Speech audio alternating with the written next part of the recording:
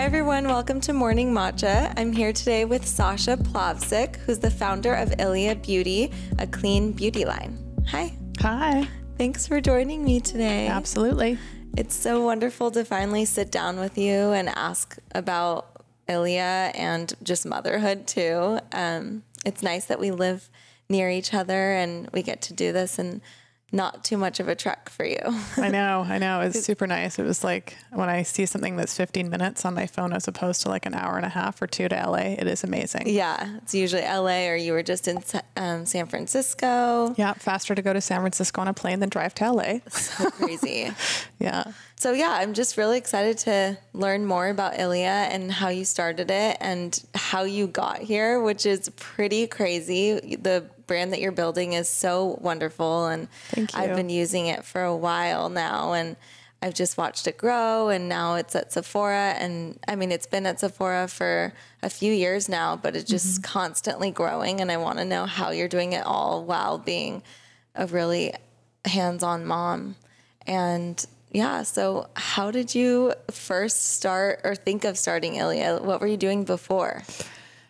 So my background was in branding, and I went to school in London for typography, which is kind of unrelated, but we had to do a lot of brainstorming where they'd give us crazy arty projects like define gravity. And then we had to go fill our sketchbooks up and really think about a concept kind of from start to finish, of which I was freelancing with different branding firms. I did an exchange to New York, ended up working in the eyewear industry, doing some branding, as well as with Urban Decay. I was briefly with them doing some freelancing.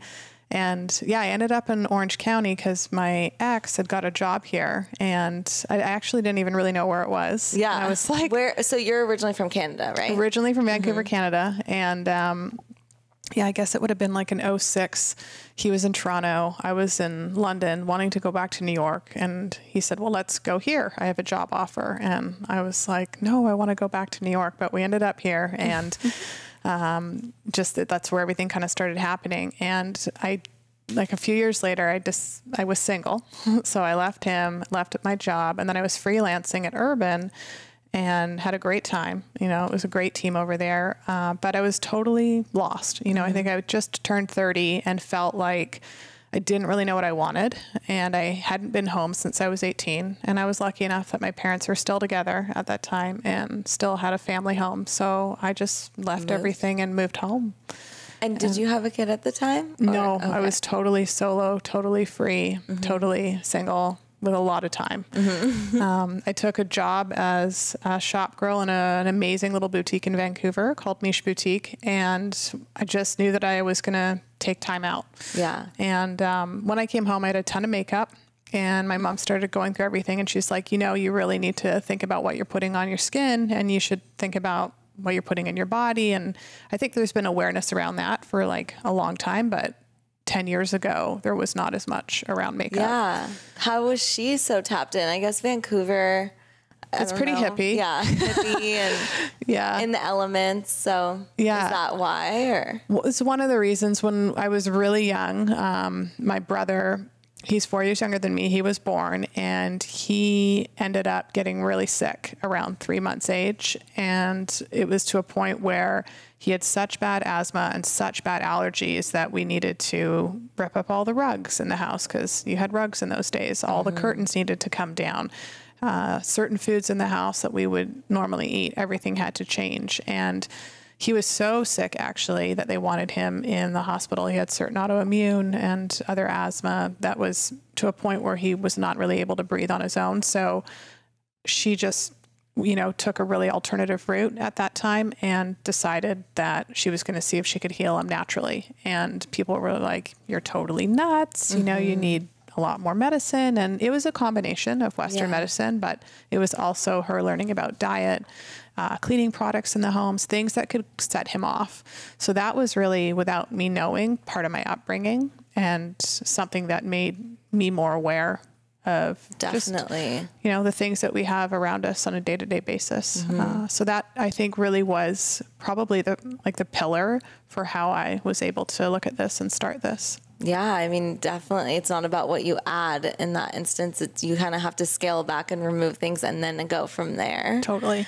That's so eye-opening. How old were you When that was going on? Like when I was 4. Oh, okay. So really little. Yeah. Really little. But it kind of carried through, obviously. He grew out of it. And actually, he went on to compete in windsurfing in the Olympics, which is a funny little sport, which my husband does too. But he became super healthy, and she raised him with natural supplements, a lot of goat's milk, because there was no other milk alternatives in that time, and a lot of organic food, of which there was no organic food really available. She used to work with a few other moms, and they would have a delivery come to one of the moms' garages, and they would just divide up the food that way.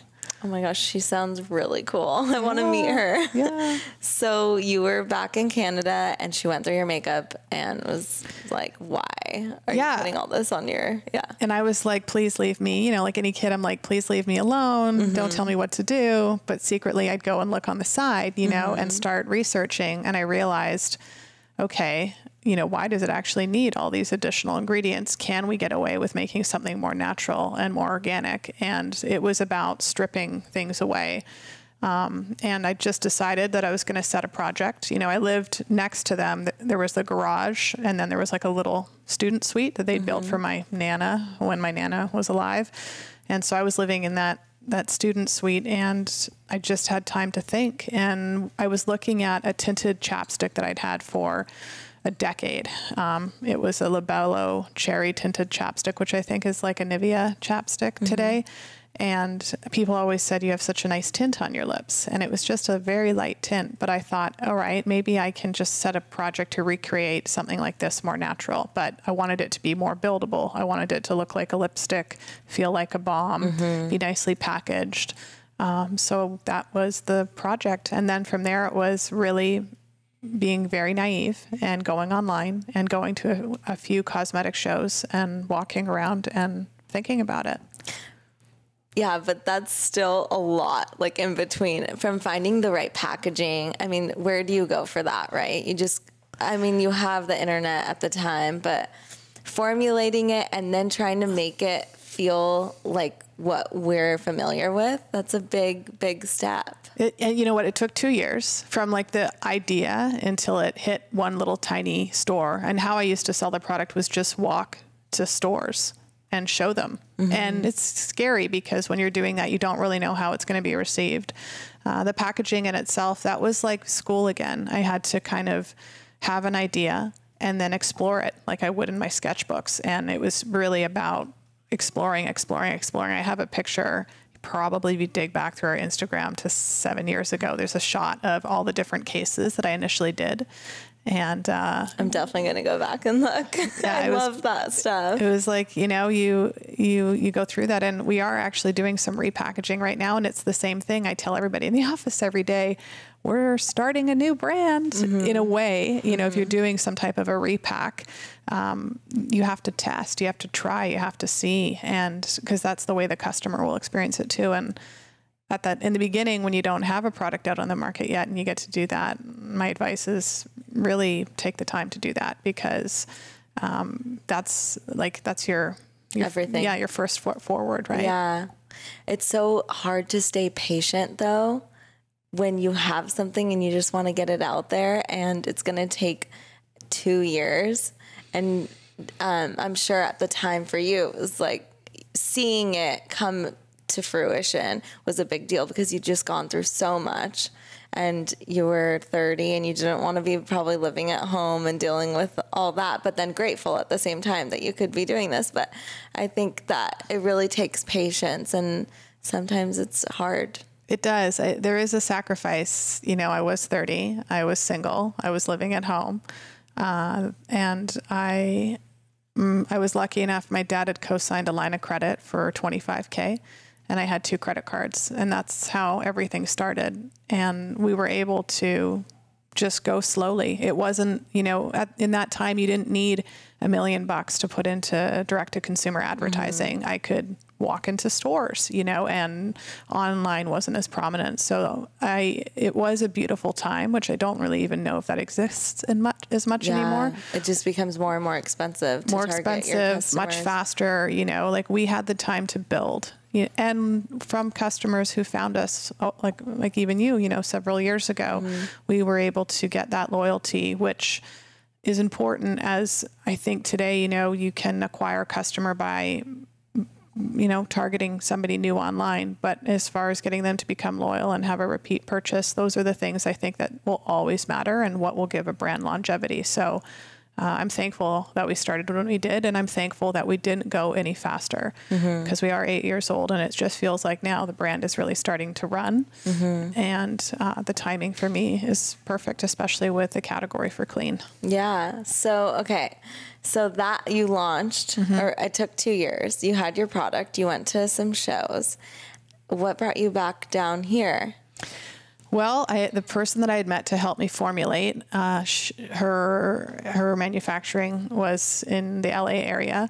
So I was having packaging come to Long Beach and then being trucked up to where the product was being manufactured and filled.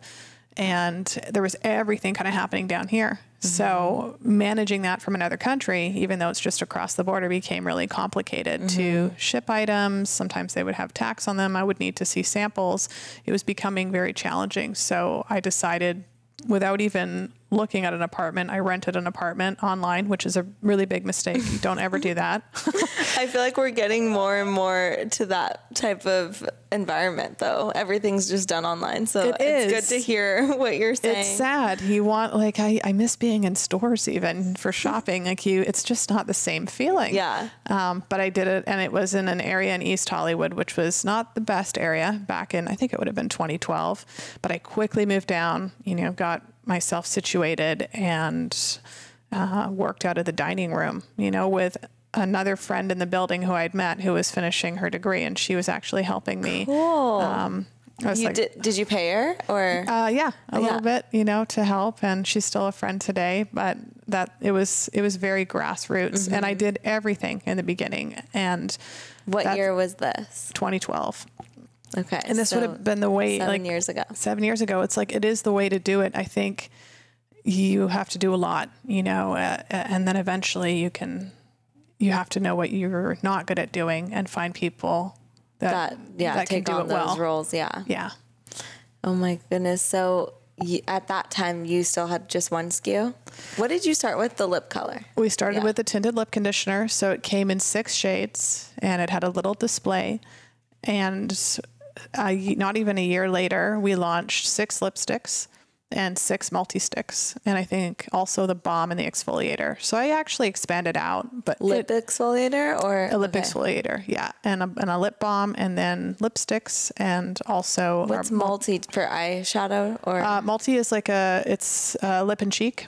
And yeah, it's one of our OG products, and it's the one that people kind of know us for. It has a small little component, super creamy color, which feels really good on the lips, but also blends really nicely on the cheeks. So other than the time you were at Urban Decay, you had no experience in the beauty world? Zero. And when you were at Urban Decay, were you kind of, learning about it, or were you just mainly in the marketing? No, I was basically there for a packaging rush for Christmas, and there was a bit of a rebrand going on, of which I got to play with a bit. And they were offering me a position, but what if I wasn't so lost, I probably would have taken it. But I wanted something was missing. I felt like I was really not happy with myself in some way, and just taking another job somewhere was going to maybe be a Band-Aid, but not get to the root of what I really wanted. Which is so intuitive of you. Most people just take the job. Yeah. Well, I was lucky. I could go live in a garage. Yeah. With my parents, which was really lucky, even though some people would, probably not ever want to do that. But I mean, obviously it says a lot about your upbringing to have parents who are willing to take a line of credit and invest in you. And and really believe in what you're doing. It's so important. And a lot of times people don't, I think the support is so important, right? It really when is. Starting a business. It really is. If everyone around you is saying no, it makes it more difficult to take the leap. A lot of people were saying no. And I think that's almost something in Canada. It's a bit more conservative up there. And it is scary because I had, I was an art director, creative director, and I could make a decent salary. And everybody's like, what are you doing? There's a recession right now. You're getting job offers. You should be going back. But my dad, he did come from Europe, and he was from a totally different era. And he came to Canada with nothing. And he was an architect and built himself up to be a successful architect, of which he always said, if you want something, you go after it. And most, like 90% of that's work and 10% of it's talent. And if you want it, you make it happen. And so, yes, I was really lucky to have him. He was in a way his own founder, so he was a bit crazy, and he totally believed in going after your dreams. And if he wasn't around as that support, I don't know if I would have been able to have done it, because I would have been scared. Well, I was still scared. I think anybody who's starting anything is scared, and you kind of, even now, there's always fear that's involved. Yeah. How do you move past the fear, or how do you use fear for your advantage? I think that age helps. When you're younger, you don't know yourself as well, and you're usually testing, and there can be doubt. But my biggest piece of advice is that when you feel that fear, I think our guts you're either like a brain person or a gut person or a heart person. I'm a gut person. And if I believe that I could make something happen, I had to really believe it. And if you really believe in something, then other people will start to see that as well. And because you're perhaps passionate about something, and then they'll believe in it too. And in the beginning, it may not be that way, because there's a lot of naysayers, and a lot of people actually want to go do their own thing. Not everybody's built for it. Yeah. And that's totally okay. That's how it all works. But that's how it all works. And they may be envious that you want to go do something, and they can't get over their fear to do it. And there could be other things stopping them as well, finance or who knows. But I really believe that whatever problem you have, you generally can have a solution to it, especially where we live, in a first world country. Yeah. We have so much opportunity, no matter where you're born here or what circumstances you're born into. People can go after their dreams in one way or another and better themselves. We have that freedom very much. So I think that it's totally possible to do that. And yeah. I feel the same. I think if you have the privilege of doing it and you want to, you have to act on it, because I think you've been given this right. And so other people who don't have the opportunity would die for that. So if you just have to work through the fear and go for it. That's my philosophy. You have to work through the fear, and you have to be okay to fall down. We've made a ton of mistakes along the way. There's what are some of the mistakes I want to hear? There's certain things that have happened with formulas that we've had to fix. There's, things could ship on the wrong time. You can hire the wrong person. What else is there? People. I would say people is the biggest thing. Some of your relationships. We've had some distributors in the past that have really been poor decisions that have, taken away time from the company and from us in big ways. So I believe a lot of it is also about relationships, and that's from the beginning. And who you choose to work with. So you guys formulate your products. They're created wherever they're created and but then you work with multiple distributors or just one? How does that work? Because I don't really know much about the beauty industry and how that all works. Do you ship directly to your accounts? Yeah, we in the US, we work direct, and preferably we work direct with as many accounts as possible. We have an account in France that has 10 stores that we work with.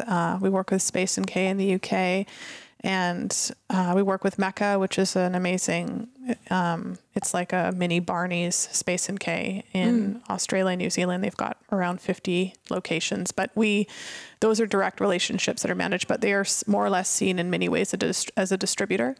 So they manage a lot of that process for you on that side. However, in the US, everything is direct. So we have people internally that will work in sales to support those accounts.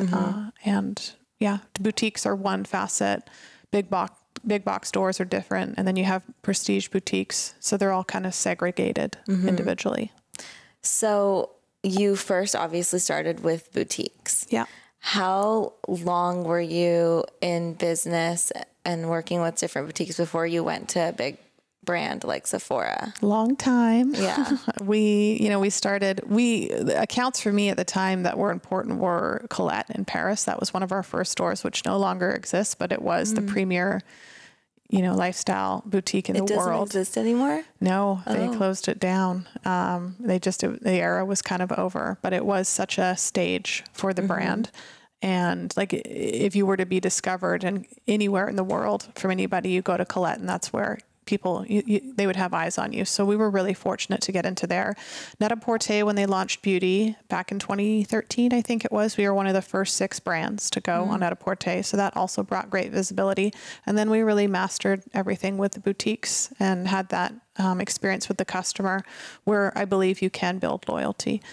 And then from there, Sephora had reached out a few times, but we were never funded. So I could have gone sooner. However, I don't think the category was ready, and it requires a lot. It requires a lot of people, a lot of planning and capital to be able to support something like that you usually start off a little slower with, but then it can go quite quickly. And I went back to my gut and I was like, this isn't the right time.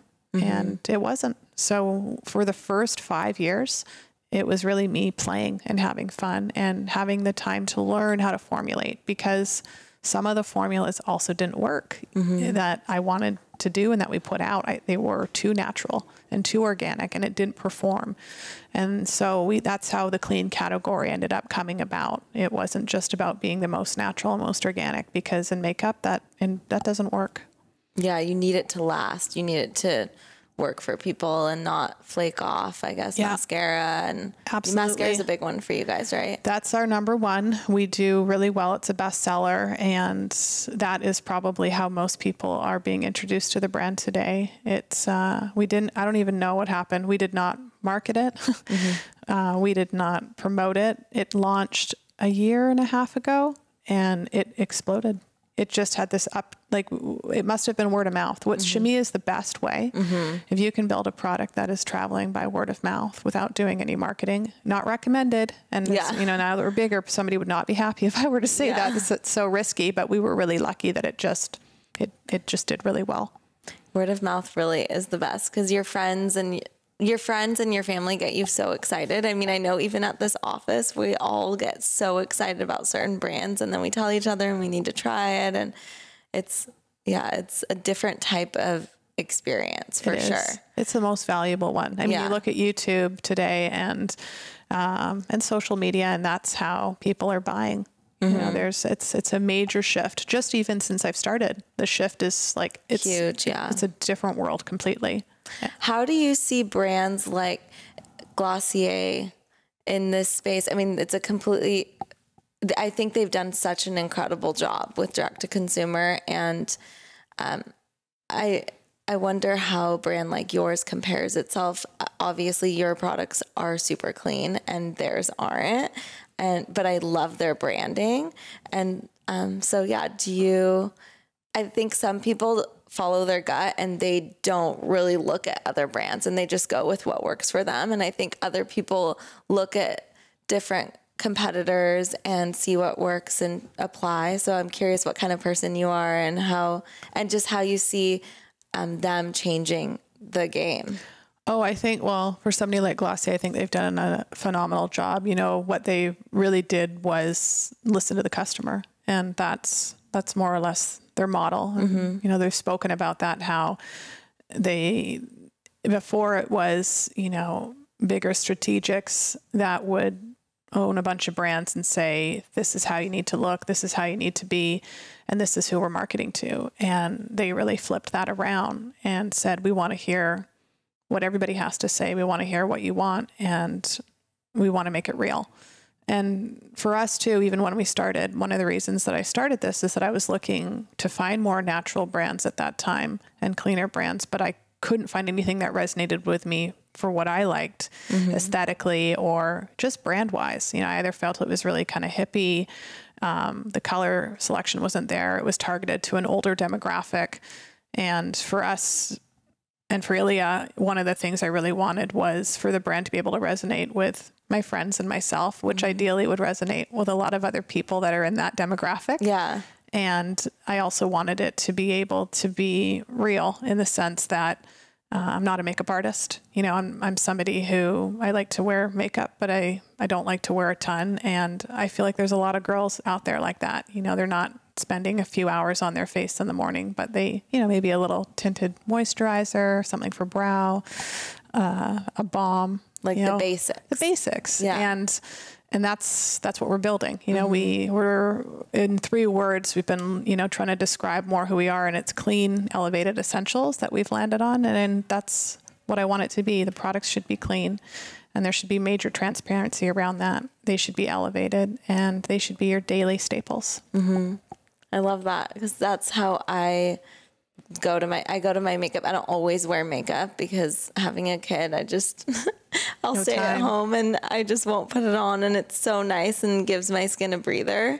But when I do, I want it to be clean, and I like the brands that are in that category. I love using your stuff. I love using Vapor, and I find it really interesting because it's really hard, I'm sure, to get someone to switch their makeup brand. Like for me, I think it's been the same for 3 or 4 years. I use the same cheek color. I only have like one. I use like one cheek color, one bronzer. I mix those. And then I use the same, obviously, shade of tinted moisturizer, and the lip color that I have from you, the mascara I have from you.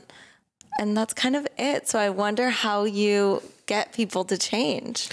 Oh, well, we have to make sure the product is good enough. Yeah. That's probably step one. Yeah, there's obviously, I will compare what's out there and see what's going on. And most of the products are formulated from zero. We try and have certain innovation around some of them. Many of our products now, one of the things we used to actually be predominantly known for lip, and that was like a huge portion of the business. And then when I met our CEO, Linda, she said, I think you're a complexion brand. And I said, no way. I don't think so. Yeah. And today that is definitely more our strength. And what I started doing was changing out some of the formulas, using not just natural, but a mix of natural and safe synthetics. So synthetics that are low in toxicity, non-comedogenic for the skin, balancing for the skin, and to enhance the performance of the product. After that, I would go in and add skincare actives like hyaluronic acid, vitamin C. In the makeup? Yeah. That's cool. We'd be adding it in the makeup because, and at an active level. A lot of the time when you're seeing things, you'll see it written, like whatever key ingredients are, and they're in there at a very low percentage that's considered a marketing level. And we're putting those in at an active level, which means that it really is benefiting the skin. And that is my calling right now, you know, for the future as well. And everything that we're working on will have some facet of that, as I believe that the makeup that you're putting on should also be improving your skin. That's really cool. So it's functional. Absolutely. Yeah. Functional, minimal. Yeah. I'm a mom too. So being able to do things quickly and know that I'm getting SPF or other, you know, actives in there to actually help combat my aging skin from no sleep at night is really important. Yeah, for sure. The no sleep.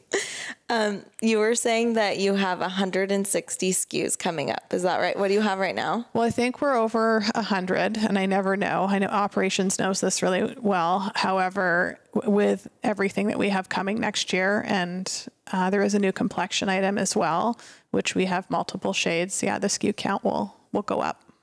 How do you manage all that? I luckily don't have to. Yeah. That's another department. You have a whole, I mean, yes, a whole team, but one person is managing all that? No, that person would not be a very happy person. Yeah. We have a few people now, and that's an operations function. So formulating as well, or developing products and developing. I have some help there as well. I'm head of R&D. It doesn't really say that in my title, but I manage mostly creative and product development in the company, of which I have somebody else there working with me, and I'll have another person soon as well. So when does it get to your desk? You mean like after?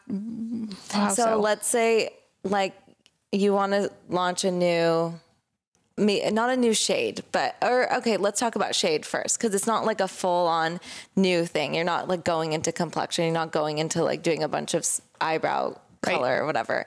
But something that you've been in, but you want to launch a few new colors. When does that color get to your desk? Does someone start working on it? Like, do they pitch it to you and then they work on it and then send it over? It's usually me, or it could be a directive from sales, and they'll say, hey, this is doing really well. You know, we are given an opportunity. We should think about extending some of these colors. If it's complexion based, we're constantly extending to make sure that we can be as inclusive as possible. A lot of the time it's from the customer. We love asking our customers what they're looking for, what they think we're missing, what shades they want to see. And then knowing that we need a selection of fun shades, brighter shades, and more neutrals. However, for most color brands, neutrals are always the ones that are going to sell as people. They can be attracted by, you know, the bright sparkly shade, but in the end of the day, they'll buy a gorgeous nude.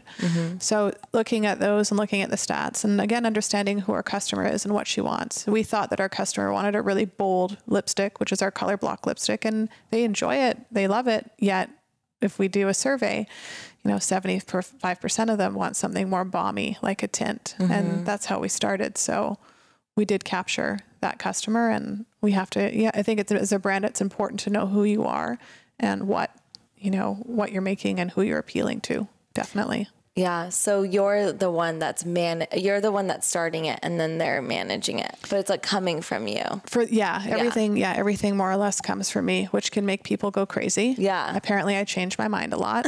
And sometimes, you know, we always have timelines, and I can change my mind because it is a creative process. Yeah. And if you just stop at the first checkpoint, I believe you can always push it further. And for me, nothing's ever a 10. That sounds kind of cheesy when you hear that, but it's true. You know, when something's going really well, I always think we can do better. We can push it further. And we have to. And I think that's also one of the things that I love so much about this company or doing what I'm doing is that I believe we can always go further and do more. So other than getting some actives in the products that you guys have, what else is coming up? We have complexion. We have something in SPF that will be coming spring next year. What's it based? Is it zinc based? It's zinc. It'll be a zinc based. Awesome. Yeah. And that is going to be really exciting without saying too much more. But people have been asking for higher SPF, and that will definitely be answered with this product. And it will be a really skin-focused item. We have, what else do we have? We have some items for lip that we're playing with. We have some more items for eye. We're staying in some of the zones that we're in now, but just different textures, different shades, different formats. And like the pipeline just keeps going. I have to start planning for 2021. I know I was talking to you about that earlier, but we are in a time right now where we need to do a big brainstorm, listen to what the customers want, see what we're missing, think about what's not being done and how we can do it differently, and how we can present that differently. It's kind of a mix of having certain classics and then finding ways of innovating product and making it different and new in the clean category. Yeah. How do you give them what they go to you for, but then introduce them something that they didn't know they needed? Absolutely. Yeah. And I want one more question. Yeah. I just love hearing about founders and raising money, people who have never done it before. So I just want to learn more about when you went. I mean, I'm assuming you raised. Yeah. Yeah. So when did that all start and how was that? It was way later. So the brand was launched in May 2011, and we had that. It was me. I had that little line of credit and those 2 credit cards, and then from there was able to bootstrap the whole way up until last year. And it was very tight. Yeah, the first 7 years we did not raise capital. We had people come to us to get involved, yet I really wanted to see how long we could hold. And was your overhead totally being covered with sales? So it was because we had very few people. Yeah. Like we were so stretched with. How many people? Oh, I think a year ago we probably had, well, when we were raising, we probably had 10, including the field team. And now that's incredible. It's not enough. No. You guys were doing all that with 10 people. Yeah, no, not enough. Now we're over double on that. And there's many really more quickly. Positions. Like, yeah, I will lose count probably at the end of this year because we're planning for next year. And even then I feel like we probably still need more. I like people to be really busy. The people part is one of the most challenging parts of having a business. You want to find the right person. You want to feel that they can grow with the position and that suits them and fits your values and fits your brand. And it's a challenge, to find the right people to do that. But when you have those pieces and they start to link together, as they all do link together, it can be really magical. And so you finally decided to raise last year? Yes. When I was like 6 months pregnant. Oh my gosh. With my second kid. How was that? Were you going to New York? Where were you going? Well, luckily, because I was so getting pregnant, I had a lot of people come to us. That's nice. So, people were able to fly out, and some of the conversations we'd been having for a while. And I do recommend that you have conversations with people, and it's important to get to know people, and it's also important to know that when you're talking to them, you can be sure that your competitors are probably talking to them, and you have to be careful, on what you want to share. But in the end, I really wanted us to find a partnership that felt good and that felt like you could maybe go away with these people on the weekend and hang out with them and know that you would be all right. That was one of a box for me that I needed to be able to check. And I only wanted to give away a certain amount of the company and raise a certain amount of what we needed for the company at that time. So the whole thing was a learning lesson for me. I had an amazing lawyer who taught me a lot, and I learned in that first round a lot. There was so much that I didn't know, and it was an experience that I actually really enjoyed. And I think if you have the right people around you, again, guiding you, that you can ask questions to. Who are the type of people? So a lawyer, what other kind of person would you recommend someone have? For if you're doing a smaller raise, at times you can have a broker, but that they will take a decent cut. And I don't think that they are necessary. And is that for a Series A? They take a cut just initially or over the long term? Like usually once you raise, they'll take a percentage from the top line of that. And it just really depends on what you're looking for. I personally really enjoy having those discussions and figuring out what we need and looking through the contracts with my lawyer and understanding, where we get to a fair business agreement, what is, and it depends on your positioning, on how the industry's doing, on how the market's doing, on if you made your budget that year. There is a whole bunch of business aspects, which I have somebody else in the company. There's a few people handling that and preparing that to present. And then of course it's back to relationships and people, and those people need to be in sync with what you're doing and understanding. And everybody likes to do it differently. My recommendation is that you find somebody that has experience in your field or experience in an area that you want and need. And, you look into that and base your decisions around that. And of course, that you're going to be able to work with them and get along with them. Yeah. But just choose, some people will say take family money or angels investors. I think that can get really complicated. And again, it just depends on your circumstances around you.